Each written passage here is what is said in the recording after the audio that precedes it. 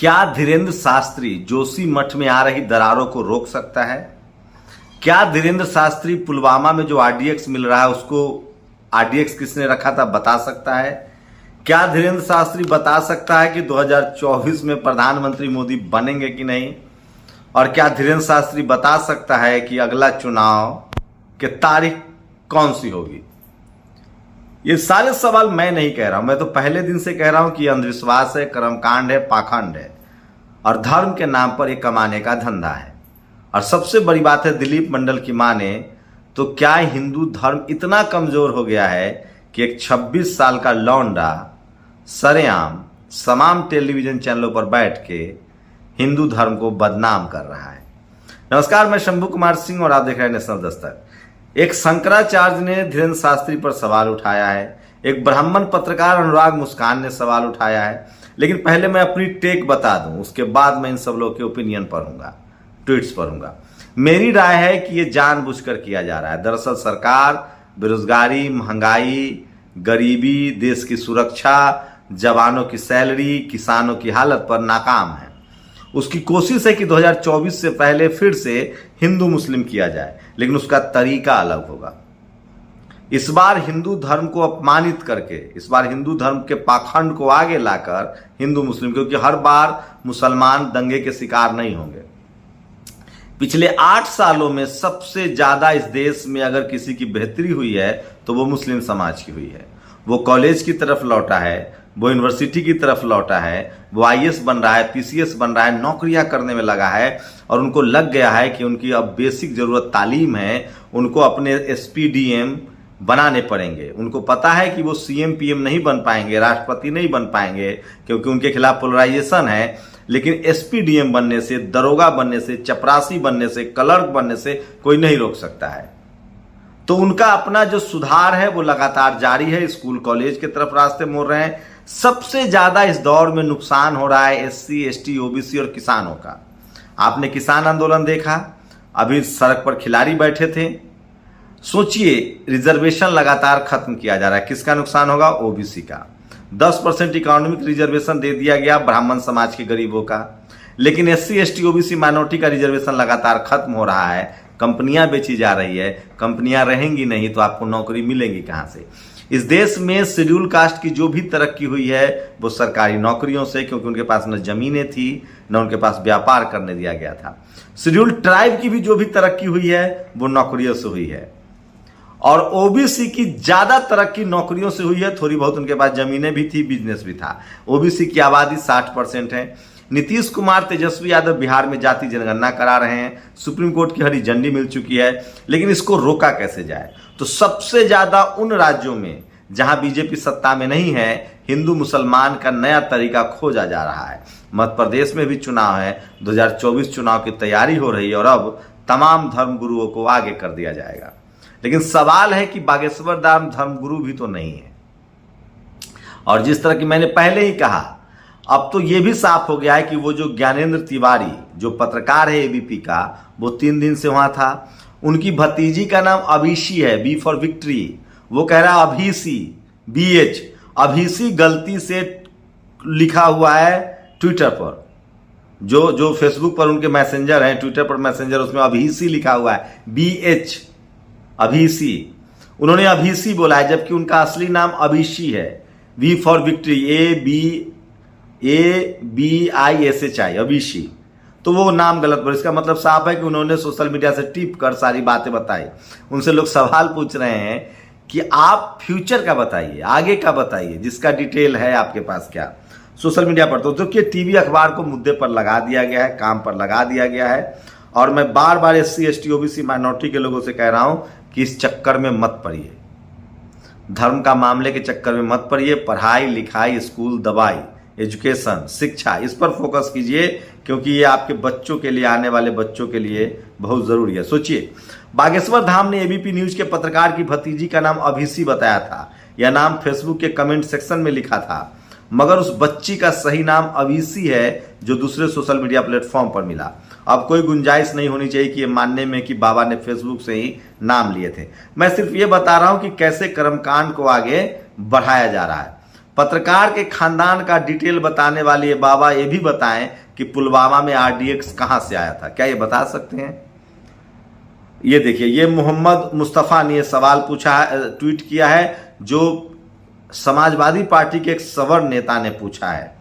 और जोशी मठ की जमीन को धसकने से रोकने के लिए किसी चमत्कार की आवश्यकता नहीं थी, लेकिन जो ऐसा नहीं कर पाए वो अब किसी को ये चुनौती देने का अधिकार भी नहीं रखते कि चमत्कार दिखाने वाले जोशी मठ की जमीन धसकने से रोक कर दिखाएं।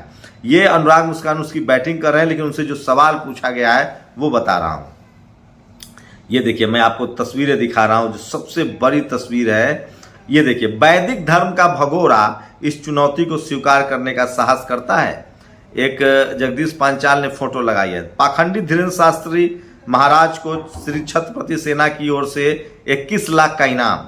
पाखंडी धीरेन्द्र शास्त्री महाराज जी छत्रपति सेना के 21 कार्यकर्ताओं के एटीएम कार्ड के पासवर्ड बताएं और 21 लाख रुपए का इनाम ले जाए। तो नागपुर से उनको लगातार चैलेंज मिल रहा है। और समाचार, ये देखिए दिलीप मंडल की लाइन है। समाचार, ठग बाबा ठग है, अंधविश्वास फैला रहा है, हिंदू समाज का नुकसान हो रहा है, लोग भाग्यवादी बन रहे हैं, भक्त हिंदू। आप लोग सिर्फ हम लोगों को बोलते हो, वो मजार वाले पादरी भी तो अंधविश्वास फैला रहे हैं, आप उनको क्यों नहीं बोलते? इस तरह हिंदू धर्म ने अपनी रक्षा कर ली। तो सोचिए इस तरह के। और ये है ज्योतिपीठ के शंकराचार्य, मैं बता रहा हूं, ये मैं नहीं कह रहा हूं, ये है बिलासपुर ज्योतिपीठ शंकराचार्य जगत गुरु स्वामी अभिमुक्तेश्वर नंद ने चमत्कार दिखाने वाले साधु संतों से कहा है कि वे जोशी मठ जाएं और वहां पड़े रहे दरारों को चमत्कार से भरें। हम तो ऐसे साधु संतों का स्वागत करने के लिए माला लिए खड़े हैं, यदि ऐसा नहीं है तो चमत्कार सिर्फ छलावा है। तो सोचिए, इस तरह के भी लोग जो हैं वो बात कह रहे हैं। और जब तक आप इस तरह की बातों से सहमत नहीं होंगे, आप सोचिए, संतोष यादव ने लिखा है, चलिए कम से कम बहुजन समाज के लोग तो लगातार जागरूक हो रहे हैं। अमेरिका और चाइना के बीच आधुनिक टेक्नोलॉजी जैसे nano chip, artificial intelligence, electric vehicle जैसे तमाम तकनीक को लेकर संग्राम छिड़ा है। कौन सबसे आगे निकलता है? भारत अभी मूर्ख बनाने वाली बाबाओं का फर्जी चमत्कार और शक्तियां दिख रहा है। लेकिन सबसे खास बात है कि ओबीसी के लोग बहुत जागरूक हो रहे हैं। ज्योतिर्पीठ के शंकराचार्य जगत गुरु स्वामी अभिमुक्तेश्वरानंद ने चमत्कार दिखाने वाले साधु को ही चैलेंज किया है। सोचिए, तो ये सबसे बड़ी खबर है आज की। और त्रेता युग में पप्पू यादव ने कहा है, त्रेता युग में भगवान राम ने रावण का वध कर दिया, अब एक पाखंडी फोन पर रावण से बात कर रहा है। ऐसे पाखंडियों का वध कौन करेगा? तो सोचिए कि ओबीसी के लोग लगातार जागरूक हो रहे हैं, जो सबसे बड़े हिंदू हैं, जिनकी संख्या सबसे ज्यादा है। क्या सचमुच धीरेन्द्र शास्त्री जैसे लोग ने धर्म का इस्तेमाल कर पैसे बना रहे हैं, अमीर हो रहे हैं? अगर आप दान पेटी में चढ़ा रहे हैं, अगर आप हिंदू हैं, तो इस पर सवाल पूछिए कि क्या आपका पैसा भगवान के पास जा रहा है या लूटा जा रहा है? दलित दस्तक के एडिटर और बहुजनों के बड़े पत्रकार अशोक दास ने यह ग्रंथ तुम्हारे और बच्चों को शूद्र कहते हैं, और ये ग्रंथ संविधान लगाया। और एक तरफ तमाम वो ग्रंथ हैं जो इस देश में ब्राह्मणों ने लिखा है, उसको लेकर वो लगा रहे हैं। तो सोचिए, ये सबसे बड़ी खबर है जो मैं बता रहा हूँ। इसलिए मैं कह रहा हूँ कि सोशल मीडिया ही सच्चा मीडिया है, सोशल मीडिया ही बहुजन मीडिया है। और आप कल्पना नहीं कर सकते हैं कि किस तरह से धीरेन्द्र शास्त्री से सवाल पूछिए, मीडिया लगा दिया गया। मैं अपनी राय एक बार फिर से रखूंगा, लेकिन ये साफ है। बागेश्वर धाम ने कल जिस एबीपी न्यूज के पत्रकार के बारे में बताया था, उसके आगे की जानकारी, तुम्हारा जन्मदिन 15 नवंबर है, तुम्हारे 2 बेटे हैं अस्तित्व और व्यक्तित्व, तुम्हारा कैमरा पर्सन दुर्गेश साहू है, तुम्हारी सालगिरह 4 जून है, तुम्हारे गांव का नाम जनकपुर है, नंगा कर दूंगा। सोचिए, वो सरेआम मीडिया को कह रहा था। तो 2024 की तैयारी है, हिंदू मुस्लिम का ये नया कंसेप्ट है जिस पर काम हो रहा है। मैं इस देश के तमाम लोगों से कहना चाह रहा हूं, धर्म आपका निजी मसला है, ये संविधान आपको अधिकार देता है। आप अपनी पढ़ाई लिखाई, शिक्षा, दवाई, नौकरी की बात कीजिए। जो सरकारें असफल रहती हैं, जो सरकारें आपकी रोजी रोटी नहीं दे सकती हैं, वो धर्म के नाम पर आपको उन्मादी बनाती है। धर्म आपका निजी मसला है। भूखे पेट न भजन होए गोपाला। जब पेट खाली रहेगा, देखिए कोई धर्म के नाम पर कमा रहा है और आप धर्म के नाम पर लड़ रहे हैं। कल से 2000 कॉल्स मुझे आए होंगे गाली गलौज के, और वो सब के सब मनुवादी, जातिवादी, ब्राह्मणवादी लोग हैं।